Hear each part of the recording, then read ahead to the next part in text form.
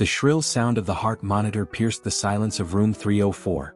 Michael Anderson clutched his grandmother Rose's wrinkled hand, his eyes fixed on the flickering numbers on the digital display. His fingers, calloused from years of playing guitar, tapped nervously on the armrest of the hospital chair. It was his way of coping with anxiety, channeling his unease into silent rhythms. "Mr. Anderson?" The deep voice of Dr. Phillips broke the stillness in the room. "Could we speak for a moment?" Reluctantly, Michael released Rose's hand, her face peaceful in sleep, thanks to the medication. Out in the hospital's stark, white corridor, the doctor adjusted his gold-rimmed glasses, a gesture Michael would soon learn to dread. "Her condition is more complex than we initially anticipated," the doctor began, flipping through a folder thick with test results. "The heart valve is severely compromised. Without surgery He paused, carefully choosing his words. "I can't promise more than a few months." The world seemed to slow down. Michael felt the weight of those words hit him like a punch to the stomach. Rose Anderson was more than just his grandmother, she was the only family he had left since his parents died in a car accident when he was just 12. She was the one who raised him, who encouraged him to chase his dream of becoming a musician, even when they barely had enough money to pay the bills. "How much?" The words came out rough, scraping his throat. "The surgery, including all procedures and hospitalization, will cost around $75,000. Michael felt his knees weaken. With his job as a waiter at the corner cafe and the occasional gigs at local bars, he could barely afford the rent on the small apartment he shared with another musician in the Chicago suburbs. That night, after his shift at the cafe, Michael wandered through the bustling streets of downtown. The crisp autumn wind bit at his face, but he barely noticed. His mind was trapped in an endless loop of numbers and possibilities, all of which seemed equally unattainable. As he walked, he found himself standing in front of the Harmony Club, one of the city's most prestigious bars. Through the fogged windows he could see a jazz quartet performing. The sound of the saxophone called to him like an old friend, reminding him of the nights his grandmother used to take him to jazz performances when he was a child. He stopped to watch, mesmerized by the performance. The saxophonist, a middle-aged man with graying hair, played with his eyes closed, completely lost in the music. Then Michael noticed a well-dressed man sitting at a table near the stage, tapping his fingers on the table in sync with the rhythm. There was something about his posture that set him apart from the other patrons. "That's David Carter," a voice said beside him. Michael turned to see one of the bar's waiters, who had stepped outside for a break. "Owner of Carter Entertainment. They say he's always scouting for new talent for his label." Michael's heart raced. He knew Carter Entertainment. It was one of the largest independent record labels in the Midwest. A few years ago he had tried unsuccessfully to land an audition with them. At that moment something shifted inside him. Music had always been his dream, but now it had to be more than that. It had to be his salvation. With Rose depending on him, failure was not an option. Over the next few days, Michael developed a near-military routine. He woke up at 5 in the morning to practice before his shift at the cafe, used every break to compose, and at night after work he played anywhere that would have him. Bars, restaurants, even on the street. His relentless determination caught the attention of Sarah Martinez, a pianist who regularly performed at the Harmony Club. She came across him playing on a cold night, his guitar producing melodies that made passers-by stop in their tracks, captivated. "You've got something special," she said after listening for a few minutes. "But you're wasting your talent out here on the street?" Michael explained his situation. His grandmother's illness, his desperate need for money, and his plan to catch David Carter's attention. Sarah listened carefully, a spark of interest lighting up her dark eyes. "I've got a proposition for you," she said at last. "Our guitarist is moving to New York next week. We need someone to replace him at the Harmony Club." Michael's heart nearly stopped. A steady gig at the Harmony Club would mean not only more money but also the chance to play regularly at a venue frequented by David Carter. "There's just one problem," Sarah continued, her tone growing serious. "Jake Thompson, the club's owner, is complicated. He's connected to some not-so-reputable people. Most musicians who work here eventually find themselves in, let's say, delicate situations." A chill ran down Michael's spine, and it wasn't from the cold. "What kind of situations?" Sarah averted her gaze. "The kind that can bring you a lot of money fast but might cost you more than you're willing to pay." That night, lying in his narrow bed, Michael stared at the cracked ceiling for hours. Rose's photo on his bedside table seemed to look back at him, her gentle smile a stark contrast to the storm of worry consuming him. Music had always been his refuge, his way of expressing joy, sorrow, love, and loss. Now, for the first time, it had to be something more, a means of survival. The question was, how far was he willing to go to save the one person who had always been there for him? The answer would come sooner than he expected, and it would change his life forever. Michael's first night at the Harmony Club felt like stepping into another world entirely. The sophisticated atmosphere, with its velvet-covered walls and glittering crystal chandeliers, was a far cry from the modest bars he was used to. The air carried the rich scents of expensive whiskey and Cuban cigars, mingling with the smooth notes of jazz flowing through the room. Every detail of the venue exuded a level of elegance Michael had only seen in movies, from the impeccably dressed waitstaff to the exclusive clientele seated at polished mahogany tables. Sarah introduced him to the other band members. Marcus on saxophone, a 50-year-old veteran with stories from all the great jazz clubs across the country. Peter on drums, a young prodigy with an easy smile and sharp, alert eyes. And herself on piano, her fingers dancing effortlessly over the keys. Each of them had a unique story that had brought them here, and Michael quickly realized they all shared a knowing look, as if guarding a common secret. "Remember," Sarah whispered as she helped Michael adjust his equipment, her dark eyes filled with genuine concern. "Stay focused on the music. The less you know about what happens backstage, the better." Michael noticed how she emphasized the word backstage, her tone carrying a weight that went beyond its literal meaning. As he tuned his guitar, he observed the movement of the club from the elevated stage. Businessmen spoke in hushed tones at distant tables, while elegantly dressed women laughed discreetly behind champagne glasses. Sarah's words took on new significance when Jake Thompson, the club's owner, arrived to meet him. A towering figure, nearly 6.5 feet tall, Thompson exuded an air of authority in his impeccably tailored Italian suit. His icy blue eyes seemed to pierce through Michael as he assessed him. Thompson had the kind of presence that made the air heavier, as if his mere existence altered the atmosphere. "Sarah tells me you have talent," he said, his voice unexpectedly soft for a man of his stature, almost hypnotic in its cadence. "But talent is common in this business. What interests me is loyalty and discretion." Michael swallowed hard and nodded. "Yes, sir. I'm here for the music." An enigmatic smile flickered across Thompson's lips. "Everyone is at first." His words hung in the air like smoke, heavy with hidden meanings. The first few weeks were intense. Michael split his time between rehearsals with the band, nightly performances, and increasingly frequent visits to see Rose in the hospital. During rehearsals, he began to notice the subtle dynamics between the band members. Marcus, with his wealth of experience, often exchanged meaningful glances with Sarah whenever certain individuals entered the club. Peter, despite his youth, displayed a surprising understanding of the establishment's inner workings and politics. The music, at least, was extraordinary. The chemistry among the musicians was undeniable, and Michael found himself growing artistically in ways he had never imagined. His improvisations became bolder, his compositions more intricate. The audience responded with increasing enthusiasm, and soon he began to recognize familiar faces returning specifically to hear him play. His grandmother, however, was losing weight rapidly, and the doctors were starting to express concern about her worsening condition. Visits to the hospital grew increasingly difficult, not just because of Rose's frail state, but also because of the guilt Michael felt for still not having found a solution. "You look tired, dear," Rose said during one visit, her hands trembling slightly as she brushed a stray lock of hair from his face. Her touch still carried that maternal warmth that had guided Michael throughout his life. "I'm fine, Grandma. The new job is great." Michael forced a smile, hiding the fact that he was barely getting 4 hours of sleep each night. He didn't mention the nightmares that had started to plague him, where he saw Rose disappearing down an endless hospital corridor, always just out of reach. Between performances, Michael began noticing strange patterns in how the club operated. Certain areas were strictly off-limits to the band, and specific customers always received special treatment, escorted to private rooms on the second floor. One night, during an exhausting post-show routine, Michael saw something he wasn't meant to see. While packing up his guitar, he noticed Marcus, the saxophonist, handing an envelope to a man in a suit in the back hallway. The man quickly disappeared through a door Michael had never noticed before, camouflaged against the wall with matching wallpaper. "First rule of the Harmony Club," Peter's voice startled him from behind. "Don't ask questions about things that don't concern you."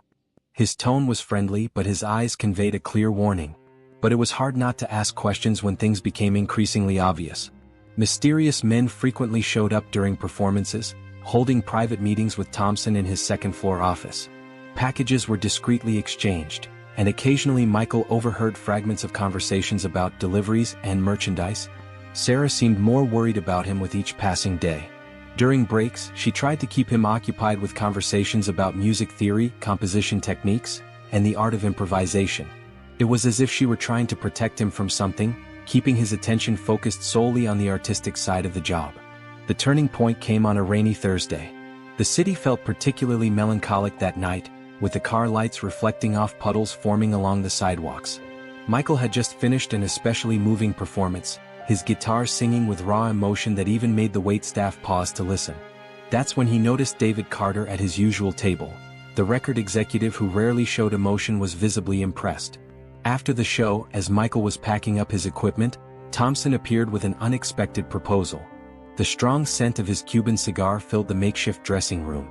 Carter liked what he saw tonight, Thompson said, blowing smoke rings into the air. He's interested in having a conversation with you about a contract? Michael's heart raced. This was exactly the opportunity he had been waiting for, the kind of chance that could change his life and, more importantly, save his grandmother's. But first, Thompson continued, his tone shifting subtly, I need your help with a special project. Something that will show your loyalty to the club. Michael felt his stomach drop. What kind of project? Thompson smiled, blowing out a cloud of smoke that swirled in the air between them. Nothing complicated. Just a few discreet deliveries for special clients. In return, not only will I formally introduce you to Carter, but I can also guarantee a significant advance. Let's say, $50,000? The number hit Michael like a lightning bolt. It was more than half of what he needed for Rose's surgery. The money that could mean the difference between life and death for his grandmother was within reach, but the price to pay felt obscure and dangerous. You don't have to decide now, Thompson said, noticing his hesitation. But remember, opportunities like this don't come around twice.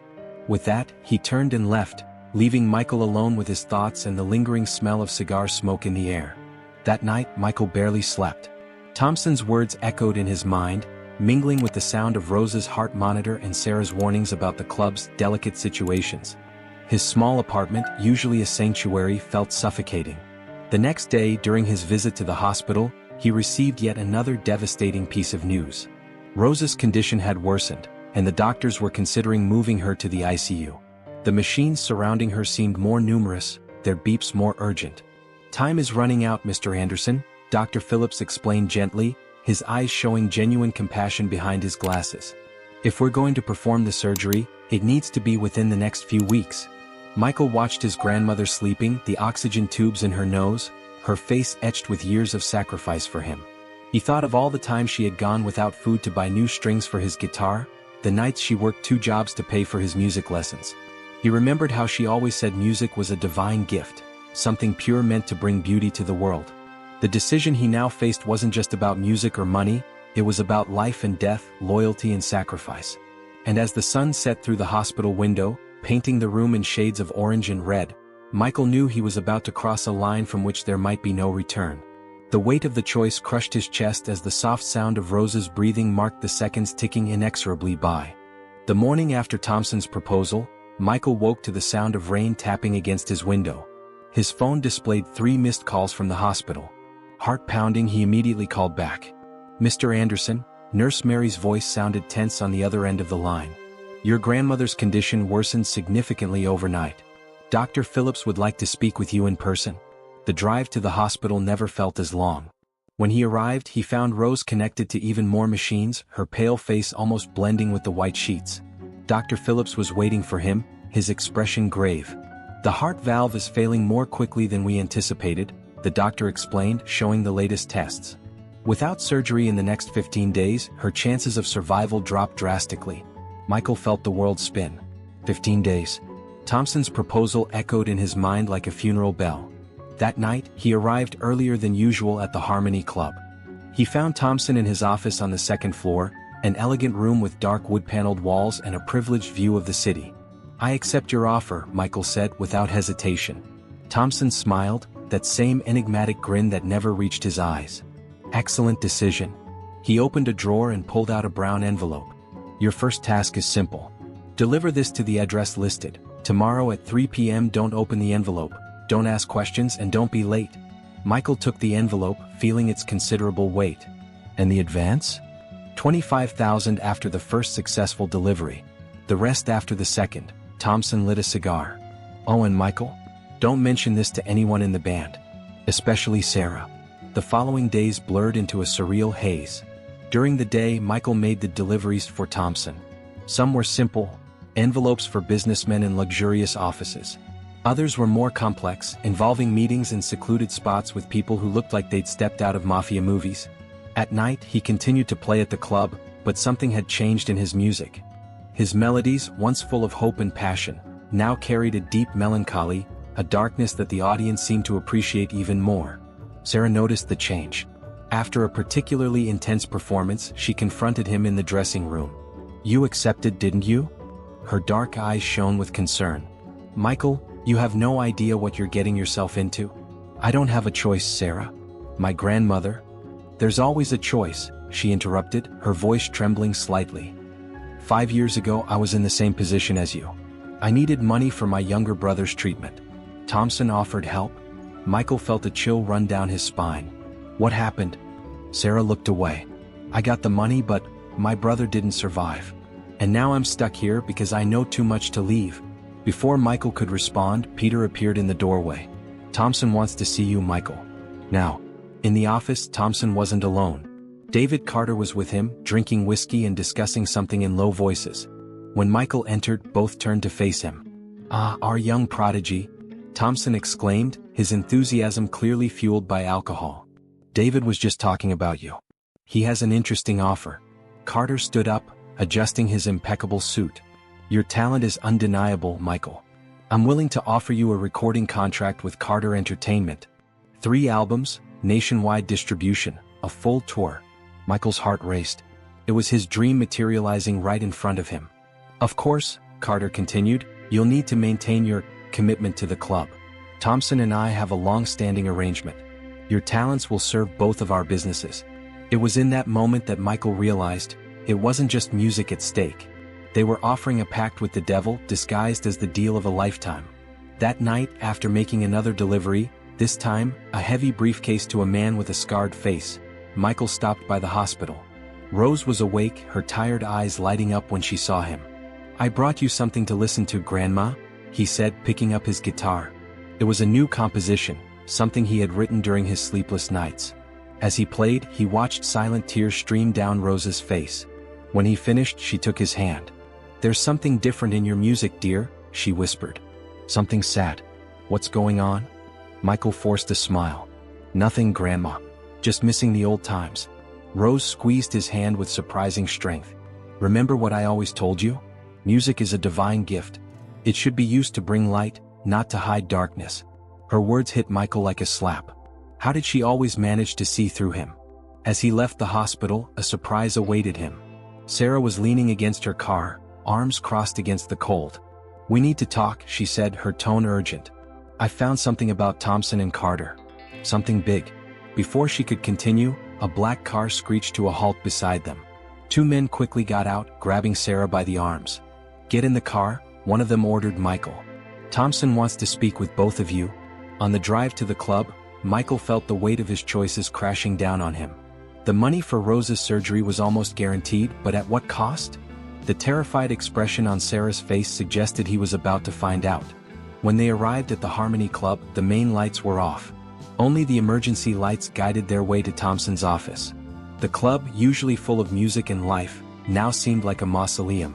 Thompson was waiting for them, seated in his leather chair, with David Carter standing beside him. The smiles on their faces made Michael's blood run cold. Sarah," Thompson sighed, shaking his head. "I thought we had an agreement. You'd keep your musical talents for the club and I'd keep your little secret safe." "They need to know the truth," Sarah replied, her voice trembling but determined. "About the shipments, the disappearances, everything." Carter stepped forward. "Unfortunately, my dear, some truths are better left in the dark."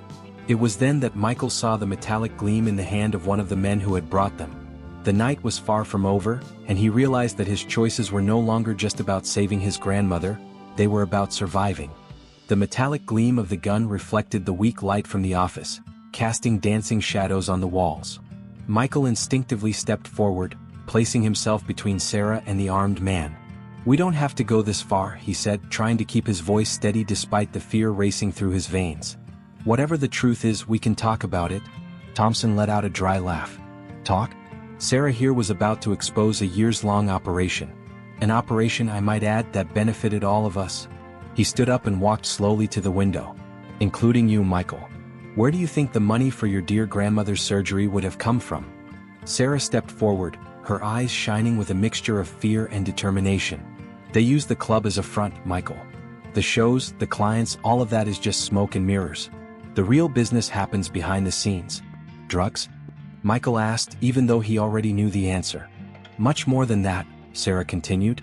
"Fake documents, classified information, even—" She hesitated, her voice faltering. "Even human trafficking." The revelation hit Michael like a punch to the stomach. All those deliveries, all those envelopes and packages. What had he gotten himself involved in? Carter, who had been watching the scene with apparent indifference, spoke up. "The issue now isn't what we do, but how we handle this inconvenient situation." Thompson nodded. "Sarah's known our secrets for years. She kept them well hidden in exchange for our discretion regarding certain events from the past. But now?" He shook his head like a disappointed father. "Now she's broken our trust." "I couldn't live with it anymore," Sarah said, tears streaming down her face. "After my brother died, I swore I would do something to stop other families from suffering. And when I saw you getting involved, Michael," she turned to him, "I couldn't let you fall into the same hole." Michael felt his world spin. He remembered all the times he saw mysterious people coming in and out of the club, the whispered conversations, the packages exchanged discreetly. How had he been so blind? "I have a proposal," Thompson said suddenly. "Michael, you've proven to be a valuable asset. Your deliveries have always been punctual, discreet. The kind of efficiency we appreciate." He paused, lighting up another one of his ever-present cigars. "Keep working with us, keep your mouth shut, and not only will we guarantee the money for your grandmother's surgery, but we'll also double the value of your contract with Carter Entertainment." "And Sarah?" Michael asked, his heart pounding in his chest. "Sarah needs a vacation," Carter intervened, his soft tone contrasting with the implied threat in his words. "To rethink her priorities." At that moment, as if the universe wanted to add more drama to the situation, Michael's phone started ringing. It was the hospital. "Mr. Anderson?" The nurse's voice sounded urgent. "Your grandmother has had a sudden decline. Dr. Phillips needs to perform surgery immediately, but we need your authorization and the initial payment." Michael felt the weight of the world on his shoulders. On one side, his grandmother was literally dying in the hospital.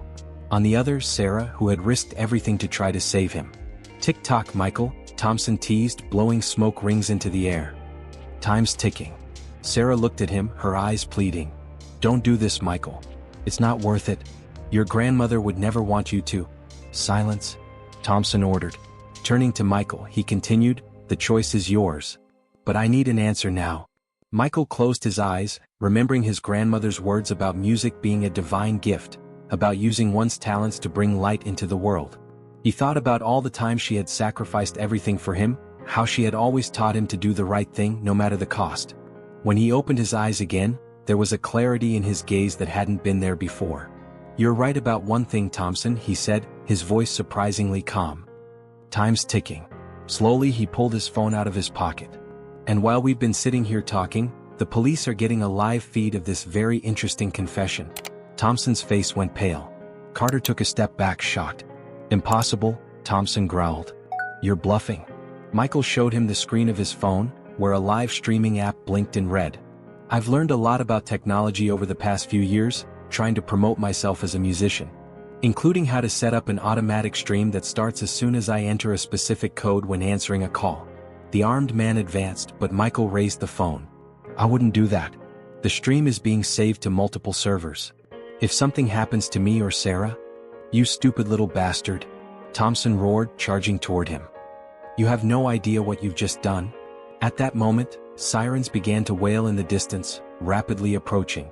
"Actually," Sarah said, a small smile forming on her lips, "he knew exactly what he was doing. Just like I knew he would do the right thing when I left that note on his guitar 2 weeks ago, explaining everything."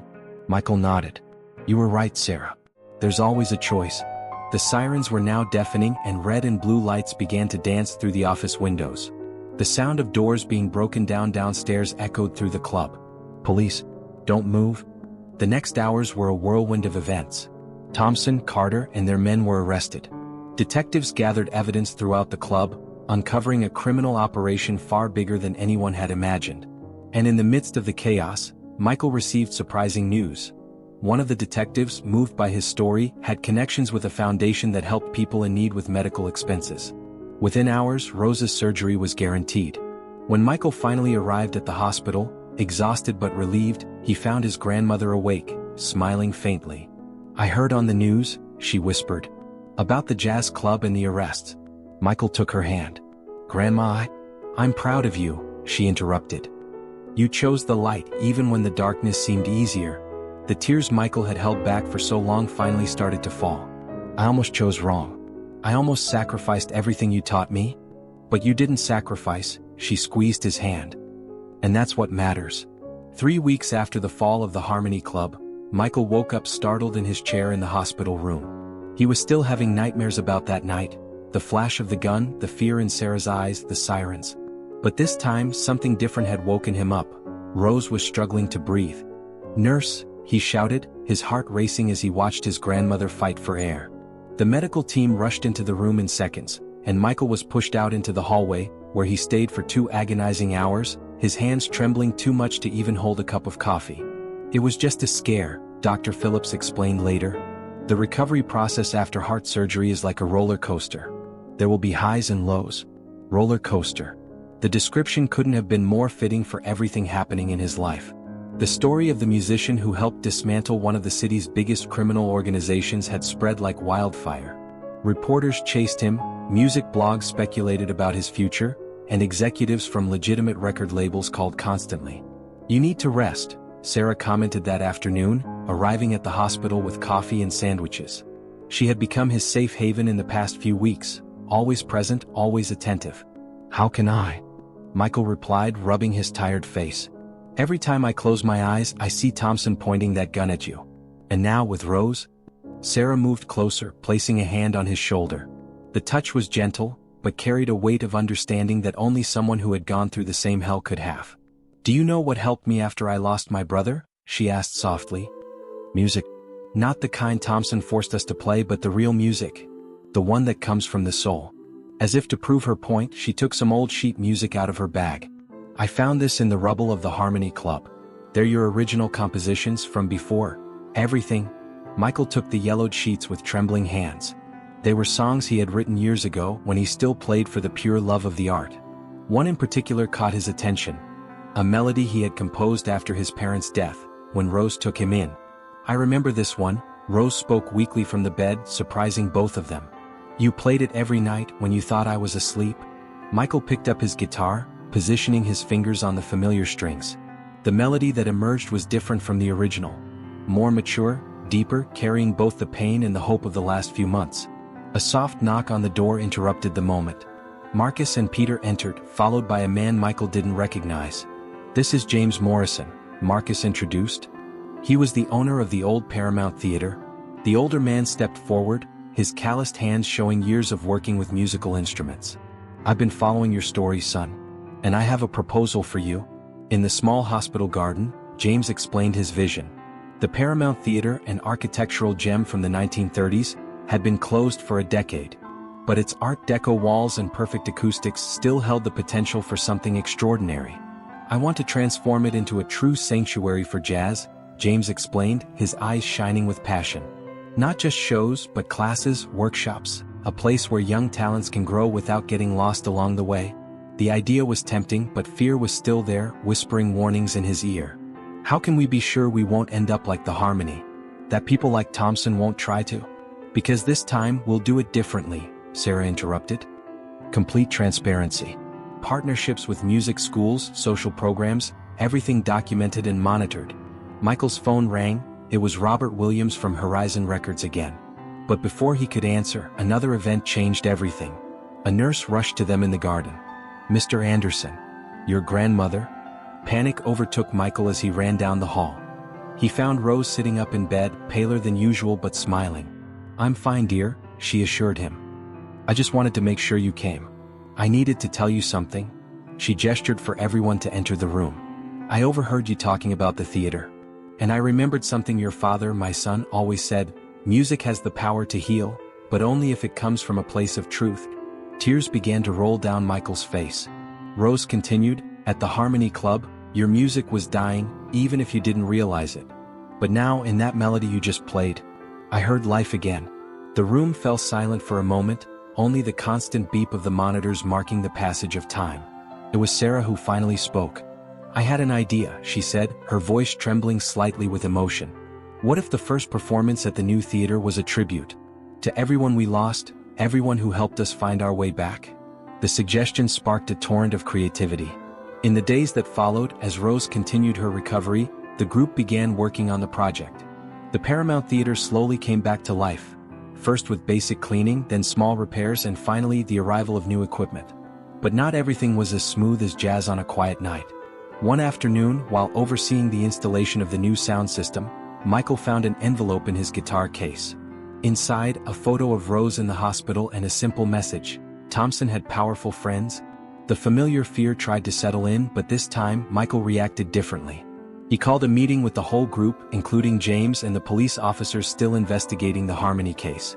I'm not living in fear anymore, he declared, showing the envelope. If they want war, we'll give them something different. We'll give them music. The strategy they developed was bold. They would turn the threat into promotional material. A series of documentaries about the transformation of the theater, showing every step, every challenge, every small victory. Full transparency, just as Sarah had suggested. The more visibility we have, Detective Johnson explained, the less room they'll have to operate in the shadows. The plan worked better than they expected. The story of the Paramount Theater captured the public's imagination.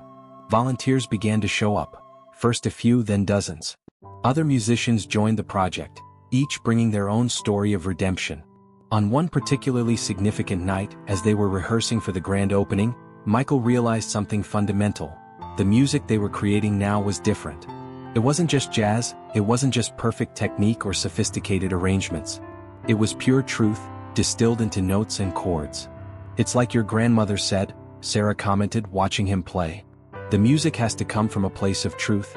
And there, between the restored walls of the old theater, surrounded by people who had chosen the light even when darkness seemed easier, Michael finally understood. Sometimes we need to lose ourselves completely to find our true sound. The opening night of the Paramount Theater loomed like a storm on the horizon, charged with anticipation and apprehension. Michael spent endless hours rehearsing, perfecting every note, every transition. The show would be more than a musical performance. It would be a testament to survival, to redemption. Rose had been discharged from the hospital a week earlier, still fragile but determined to be there on the big night. Even if I have to go in a wheelchair, she insisted, drawing worried smiles from Michael and Sarah. 2 days before the opening, during a particularly intense rehearsal, James Morrison rushed into the theater, his usually calm face marked by concern. We need to talk, he said, motioning for Michael and Sarah to follow him to his office. There he turned on the TV. Sources report that Jake Thompson, former owner of the infamous Harmony Club, was found dead in his cell this morning. Authorities suspect suicide, but Michael felt the blood freeze in his veins. Sarah instinctively grabbed his hand. That's not all, James continued, sliding an envelope across the table. This came in earlier today. Inside there was a single sheet of paper with a typed message. The show must not go on. Final warning. I've already alerted the police, James added quickly, seeing the expression on Michael's face. They'll increase security for the opening, but they're suggesting we cancel, Michael finished, his voice bitter. Sarah stood up abruptly. No, we're not canceling. That's exactly what they want, to keep us afraid, to force us back into the shadows. Michael watched the determination on her face, remembering all the times Sarah had faced her own battles at the Harmony Club. She was right, they couldn't back down now. The next 48 hours were a whirlwind of activity. The police scoured every inch of the theater, set up additional cameras and positioned undercover agents. The press, sniffing out an even bigger story, began to camp outside. On the morning of the opening, Michael went to visit Rose. I don't want you to go tonight, he said, holding her hand. Not after these threats. Rose looked at him with those eyes that always seemed to see through his soul. Michael Anderson, do you remember what I told you when you were 12 and wanted to quit music lessons after your parents died? He nodded, tears forming in his eyes. That music is stronger than fear. Exactly.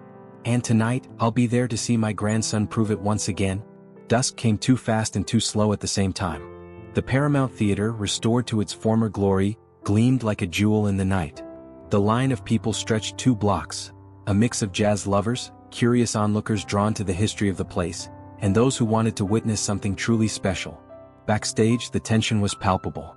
Peter kept adjusting his drums, Marcus blew low notes on his saxophone, and Sarah quietly plucked the piano keys. "Detective Johnson wants to talk to you," James appeared, leading Michael to a side room where the officer was waiting. "We've identified suspicious activity," Johnson said bluntly. 3 men known for their connections to Thompson's organization were seen nearby. "Do you still think we should proceed?" Michael looked through the curtain at the audience gathering.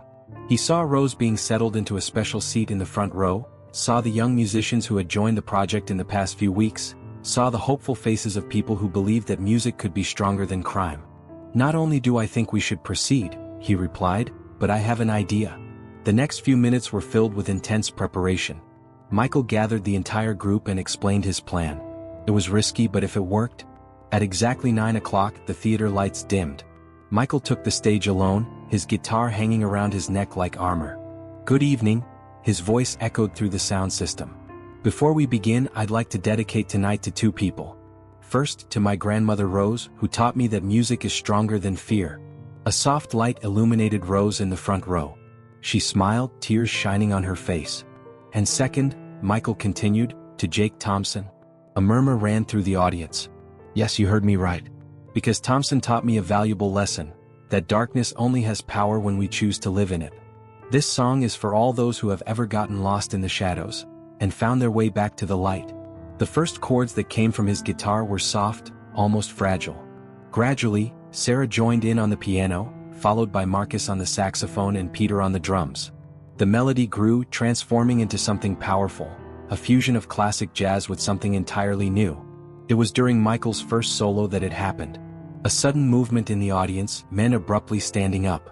But before they could do anything, the theater lights came on fully, revealing dozens of plainclothes officers strategically positioned. The music never stopped. In fact, it got louder. "Ladies and gentlemen," Detective Johnson's voice rang out through the theater as his men escorted the suspects out. "Enjoy the show. Everything is under control." The audience erupted in applause. It wasn't just for the arrest of the suspects, it was for the music that continued, unstoppable, invincible. The rest of the night was magical. Each song told a story, of loss, of love, of redemption. Michael and Sarah performed a duet that made the entire theater hold its breath. Marcus played a saxophone solo that seemed to carry the entire history of jazz in its notes. When the final note finally played, the silence that followed was deafening. Then, like a wave, the entire audience stood. The applause that followed wasn't just for the music, it was for the victory of light over darkness, art over crime, hope over fear. Backstage after the show, Michael found Rose waiting with Sarah. "I was wrong about one thing," Rose said, smiling through tears. "Music isn't stronger than fear. It's what we do with the music that's stronger." Michael embraced the 2 women who had changed his life. One who had raised him with love and courage, and the other who had helped him find his way back to the light. The Paramount Theater had done more than just be reborn that night. It had become a symbol that there is always hope, always a chance to start over, and always a song waiting to be played. 1 year after the historic opening of the Paramount Theater, Michael was sitting on the same bench in the hospital garden where, months earlier, he had made the decision that would change his life. This time, however, it wasn't to visit Rose. His grandmother was healthier than ever, teaching piano to underprivileged children in the theater's social program. He was there for a special performance in the pediatric wing. "Ready for another musical healing session?" Sarah asked, arriving with 2 coffees and her trademark warm smile. Over the past few months, their relationship had blossomed into something deeper than friendship, though both were taking things slow, respecting the scars of their pasts. "Always," Michael replied, picking up his guitar. "But first, I need to show you something." He pulled a small blue velvet box from his pocket. Inside was a delicate silver chain with a treble clef-shaped pendant. "It's beautiful," Sarah whispered, her eyes shining. "It was my mom's," Michael explained, his voice soft. "Rose gave it to me yesterday, said she was waiting for the right moment." He paused, gathering his courage. "Sarah, this past year, you've taught me that sometimes we need to lose everything to find what truly matters." Before he could continue, they were interrupted by a noisy group. Marcus, Peter, and some of the young musicians from the theater's social program, all carrying instruments. "Sorry to interrupt the romantic moment," Marcus joked, "but we've got a bunch of kids waiting for their daily dose of jazz." The hospital's pediatric wing had become one of Michael's favorite places to play. Seeing the children's faces light up with music, watching even the most frail patients find the strength to smile or clap, was a constant reminder of the true power of music. During the performance, Michael noticed one boy in particular, no older than 10, watching his fingers on the guitar with intense focus. After the show, the boy shyly approached him. "My name's Tommy," he said, his voice soft but determined. "I want to learn to play like that too." Michael knelt down to his level. "You know, Tommy, I have an extra guitar at the theater that's looking for a new owner." The boy's eyes widened. "But Mom said we can't afford lessons." At the Paramount, Sarah gently intervened. "Music is a gift we share, not something we sell." That afternoon marked the beginning of a new tradition. In addition to the regular shows and lessons at the theater, the group started a special music therapy program at the hospital. Tommy became their first student there, and within a few weeks he was already showing impressive natural talent. The success of the Paramount Theater had exceeded all expectations.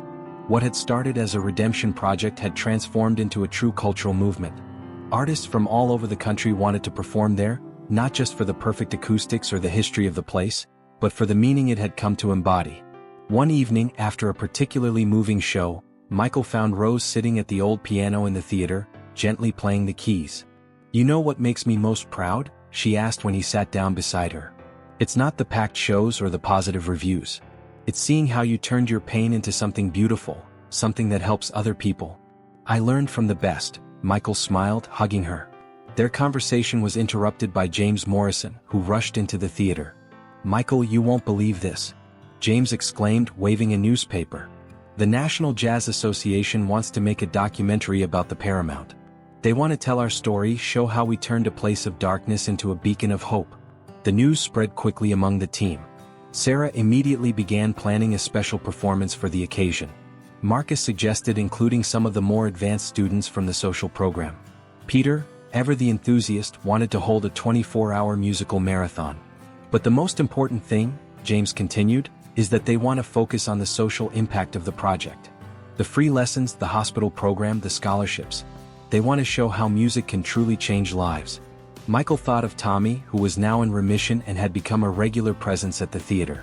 He thought of the other students in the social program, each with their own story of overcoming adversity. He thought of Sarah, who had turned her own tragedy into strength to help others. "You know what this means?"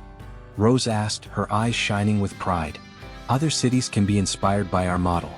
We can help create more places like the Paramount." The idea was both exciting and terrifying. Michael remembered all the times he had doubted, all the moments when fear had almost won. But then he looked around. The theater that had become a sanctuary, the people who had become family, the music that had become salvation. "I think it's time to share our story with the world," he said finally. That night, as he was closing the theater, Michael paused on the empty stage. The silence of the place had an almost sacred quality, as if the walls still echoed all the notes, all the stories, all the lives that had been touched there. He picked up his guitar and began to play softly, the same melody he had composed after the death of his parents, the one he had played for Rose in the hospital, the one that had opened the opening show. But now, the music carried something new, not just hope or redemption, but a quiet certainty that, no matter how dark the night, music would always find its way to the light. Sarah appeared silently beside him, sitting at the piano. Without a word, she began to accompany him, her notes intertwining with his in a perfect dance. This was how their story had become. A constant duet of overcoming and love, of music and healing, of shadows transformed into light. And as the final notes floated in the air of the empty theater, Michael knew with certainty. Sometimes, we need to lose ourselves completely in order to find our true music. And when we find it, it has the power to light not only our own path but the path of everyone around us. Folks, if this story touched your heart as much as it touched ours in telling it, don't forget to share your thoughts in the comments. We want to know how you felt, which moments moved you the most, and what lessons you took away from this incredible journey of Michael. If you liked it and want more intense stories like this, don't forget to like and subscribe to the Life Stories channel. Your support helps us continue bringing these emotional narratives that make us believe in the power of resilience and hope. Until the next story.